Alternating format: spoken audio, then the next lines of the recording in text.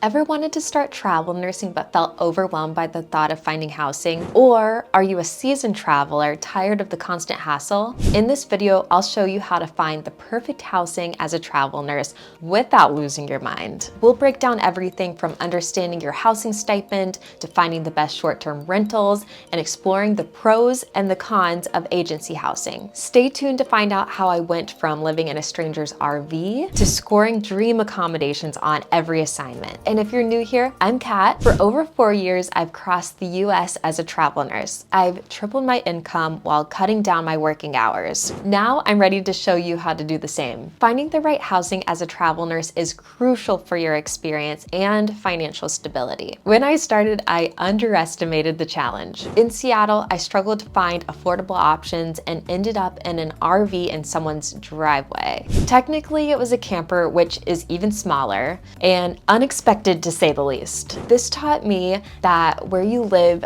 impacts everything. By knowing your housing stipend, exploring short-term rentals, and considering agency options wisely, you'll save money and stress. These tips are game changers because where you live does affect your happiness during your assignment. Believe me. So I'll start with the housing stipend explanation. The amount you're paid in a housing stipend typically matches the lodging rates in the city where you're working. So for instance, I often choose contracts around Charlotte, North Carolina, where the stipend is higher compared to nearby suburbs like Concord, North Carolina. However, this isn't always the case, so it's crucial to verify the correct stipend rate. You can do this easily on gsa.gov under the per diem section. Just select your city, state, and the year of your assignment, and make sure to check for any monthly variations. If your assignment takes you at least 50 to 100 miles away from your home, meaning you're duplicating your expenses,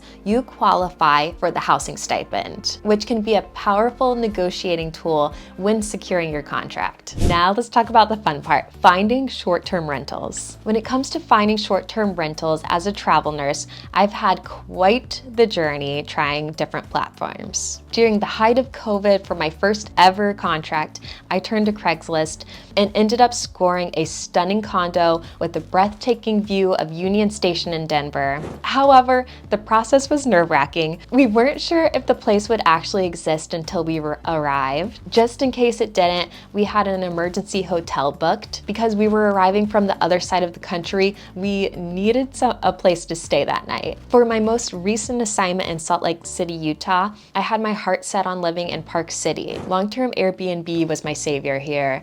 It was the only platform offering rentals in Park City at the time. Although it was convenient, Airbnb's hidden fees made it the pricier choice overall. My preferred option now is Furnished Finder. They specialize in fully furnished accommodations tailored for travel nurses and short-term professionals. They offer a variety of options from houses, condos, rooms, and apartments.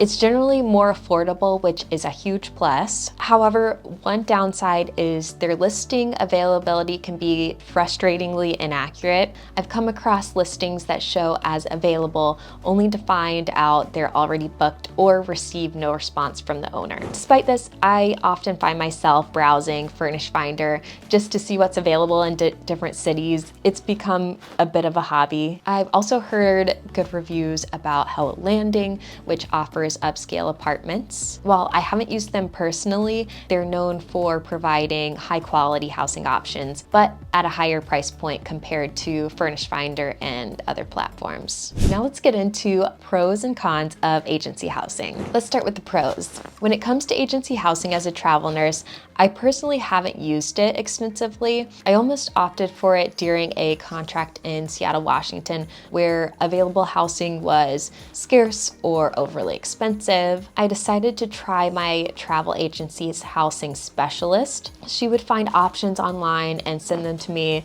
but it didn't seem much different from what I could find myself. It is worth noting that experiences may vary widely depending on the agency and location. I have heard agency housing can be beneficial in areas with limited housing options, as the agency handles finding housing and the payments directly, sparing you the hassle. Now, let's move to the cons. The biggest downside is that you won't receive the tax-free stipend that many travelers rely on. Personally, I found that the housing I choose often costs less than the stipend I receive, leaving extra money in my pocket. Another consideration is reduced flexibility.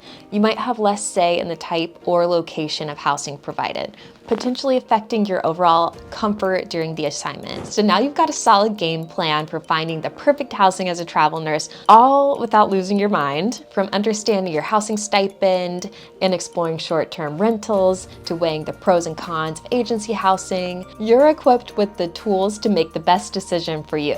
Remember, the key is to stay flexible, be proactive in your search, and leverage resources like Furnish Finder or Airbnb wisely. If you found these tips helpful, don't forget to like this video and subscribe for more travel nursing insight. And if you have any questions or want to share your own experience, drop them in the comments below. Until next time, happy travels and happy nursing.